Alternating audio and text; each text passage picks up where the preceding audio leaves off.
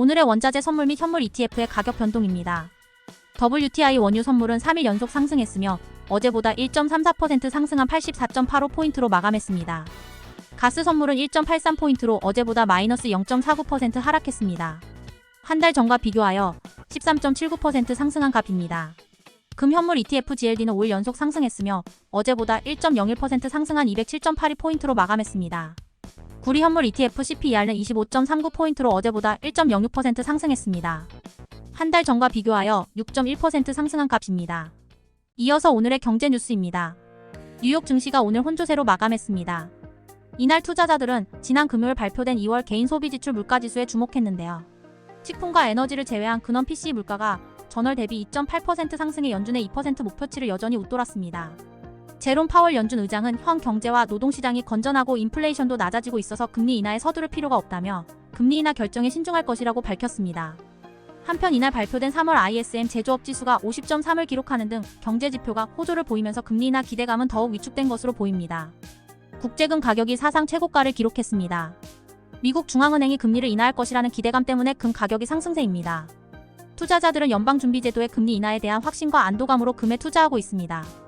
미국 제조업 지표 반등으로 미국 국채금리가 치솟았습니다. 투자자들은 연방준비제도가 다시 긴축 기조로 돌아설 수 있다고 보고 있습니다. 6월 금리 인하 가능성이 50%를 밑돌고 있습니다. 엔화로 국채를 산 일본 개인 투자자들의 손실도 커지고 있습니다. 연방준비제도의 6월 금리 인하 가능성이 50% 미만으로 떨어졌습니다. 투자자들은 금리 인하 폭도 0.65%포인트로 예상하고 있습니다.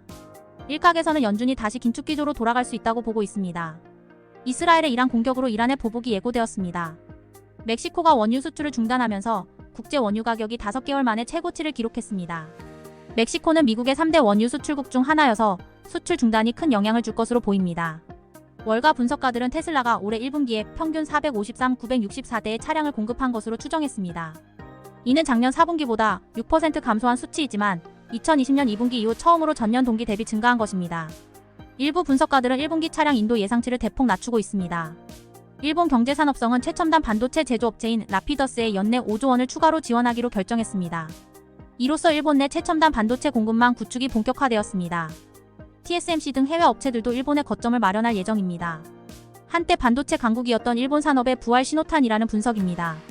비아파트 신규 전월세 거래에서 월세 비중이 70%를 넘어서서 세입자 10명 중 7명이 월세로 계약했습니다.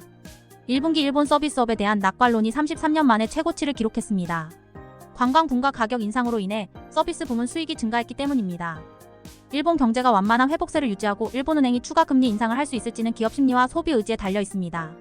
일본은행이 마이너스 금리에서 벗어난 이후 추가 금리 인상이 더뎌지면서 엔화가 34년 만에 최저치를 기록했습니다. 일본은행의 설문조사에 따르면 대형 제조업체의 분위기는 1분기에 하락했으며 앞으로 몇 달 동안 더 악화될 것으로 예상됩니다.